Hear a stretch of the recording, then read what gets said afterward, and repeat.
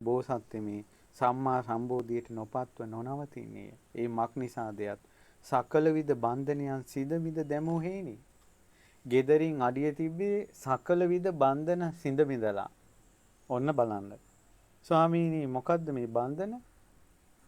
මහරජාණනි ලෝකෙහි දස බන්ධනයක් ඇත්තේය. ඒ බන්ධනයෙන් බැඳුණු සත්වයෝ ගිහි ගෙයින් නික්ම නොයති. නික්ම ගියද ආපසු හැරී එති. ඒ කවර දහයක්ද?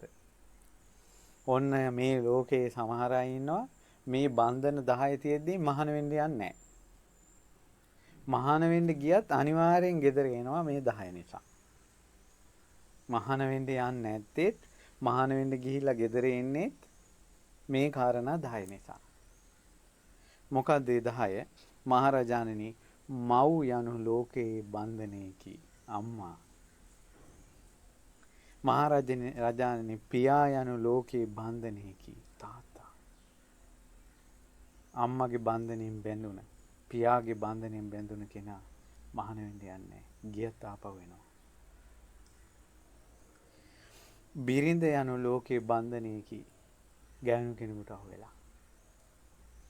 දරුවන් යනු ලෝකයේ බන්ධනයකි. ඥාතීන් යනු ලෝකයේ බන්ධනයකි. මිත්‍රයන් යනු ලෝකයේ බන්ධනයකි. ධනය යනු ලෝකයේ බන්ධනයකි. ලාභ සත්කාර යනු ලෝකයේ බන්ධනයකි. අධිපති භව යනු ලෝකයේ බන්ධනයකි. පංචකාම යනු ලෝකයේ බන්ධනයකි. මහරජාණන් මේ වනාහි ලෝකයේ ඇති දසයක් වූ බන්ධනයෝය. මේ බන්ධනයන්ගෙන් බැඳුණු සත්වයෝ ගී ගෙහින් නික්ම නොයති. නික්ම ගියද ආපසු හැරී එති.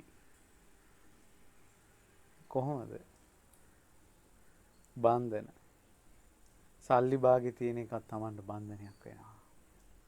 අධිපති බව කියන්නේ Taman ඉහළ රස්සාවක් කිරීමත් අධිපති මේ බන්ධනයක් වෙනවා. ඊට පස්සේ මහාන වෙන්න කියලා තවත් අයගේ යටතේ ඉන්න කැමති නැහැ. මං අනිත් අයට උපදෙස් දුන්නයි මම මේ පොඩි සොච්චන් කොල්ලන්ගෙන් අවවාද ගන්න හොඳ නැහැ.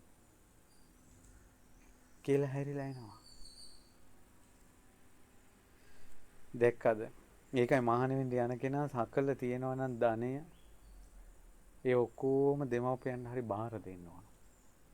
Tamanට මොකක්වත් නැති කෙනෙක් විදිහට පැවිදි ජීවිතයකට එන්න ඕන.